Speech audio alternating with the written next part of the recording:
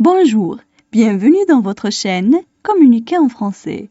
J'espère que vous allez super bien et bienvenue dans cette nouvelle vidéo. Le sujet de cette vidéo est l'intimidation. Alors n'hésitez pas à vous abonner à notre chaîne, activer le bouton cloche et partager la vidéo avec vos amis. On commence la lecture du texte. L'intimidation. La cyberintimidation, c'est quand on utilise des outils technologiques comme un téléphone intelligent ou les réseaux sociaux pour intimider ou harceler une personne. En effet, l'intimidation à l'école et la cyberintimidation sont des phénomènes graves de plus en plus répandus.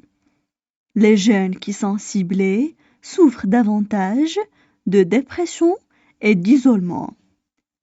Ils craignent de parler de ce harcèlement et de confier leur malheur à autrui, de peur de subir davantage de maltraitance.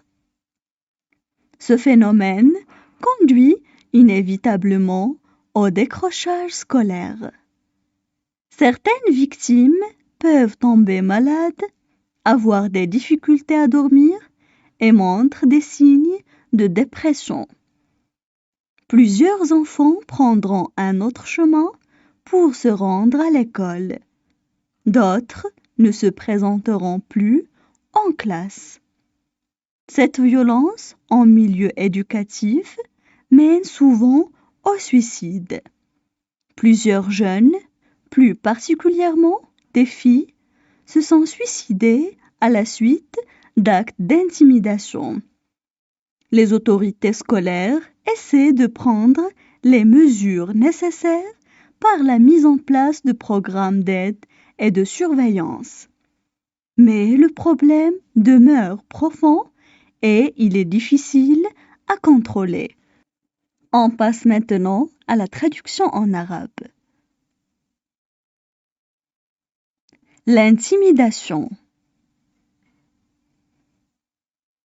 L'intimidation. La cyberintimidation, c'est quand on utilise des outils technologiques. La cyberintimidation, c'est quand on utilise des outils technologiques. Comme un téléphone intelligent ou les réseaux sociaux pour intimider ou harceler une personne. Comme un téléphone intelligent ou les réseaux sociaux pour intimider ou harceler une personne. En effet, l'intimidation à l'école et la cyberintimidation sont des phénomènes graves, de plus en plus répandus.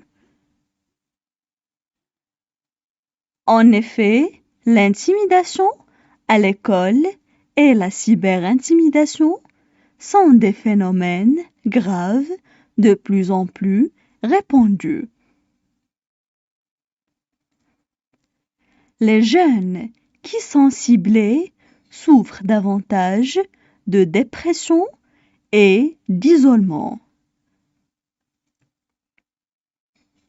Les jeunes qui sont ciblés souffrent davantage de dépression et d'isolement.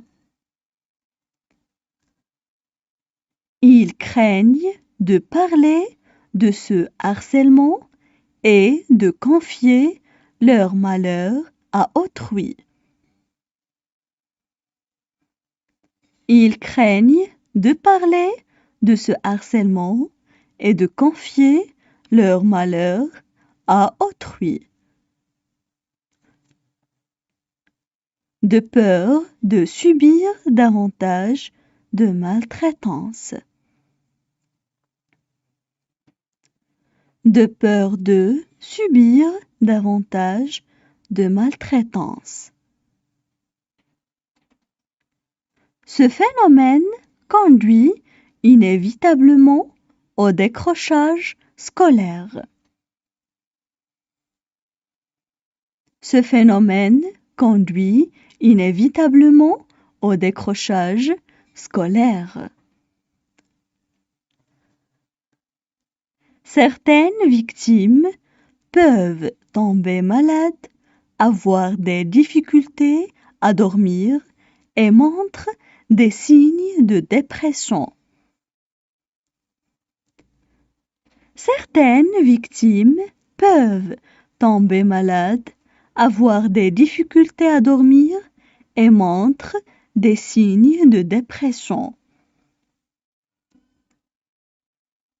Plusieurs enfants prendront un autre chemin pour se rendre à l'école. Plusieurs enfants prendront un autre chemin pour se rendre à l'école. D'autres ne se présenteront plus en classe. D'autres ne se présenteront plus en classe. Cette violence en milieu éducatif mène souvent au suicide. Cette violence en milieu éducatif mène souvent au suicide. Plusieurs jeunes, plus particulièrement des filles, se sont suicidées à la suite d'actes d'intimidation. Plusieurs jeunes, plus particulièrement des filles, se sont suicidées à la suite d'actes d'intimidation. Les autorités scolaires essaient de prendre les mesures nécessaires. Les autorités scolaires essaient de prendre les mesures nécessaires. Par la mise en place de programmes d'aide et de surveillance.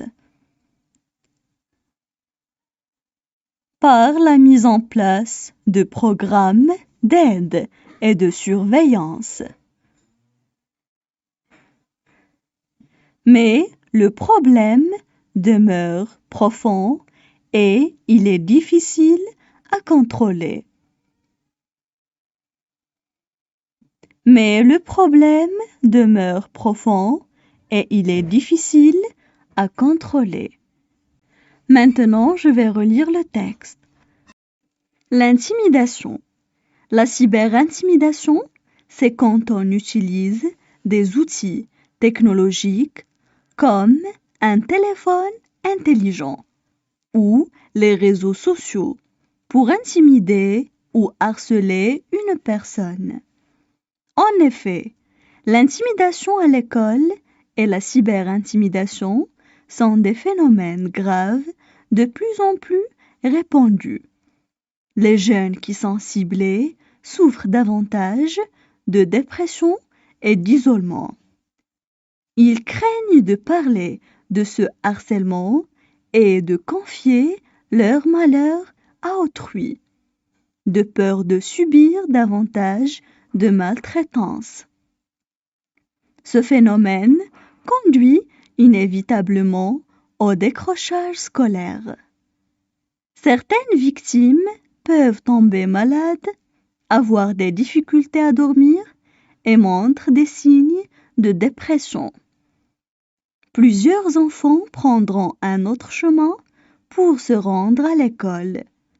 D'autres ne se présenteront plus en classe. Cette violence en milieu éducatif mène souvent au suicide. Plusieurs jeunes, plus particulièrement des filles, se sont suicidées à la suite d'actes d'intimidation. Les autorités scolaires essaient de prendre les mesures nécessaires par la mise en place de programmes d'aide et de surveillance. Mais le problème demeure profond et il est difficile à contrôler.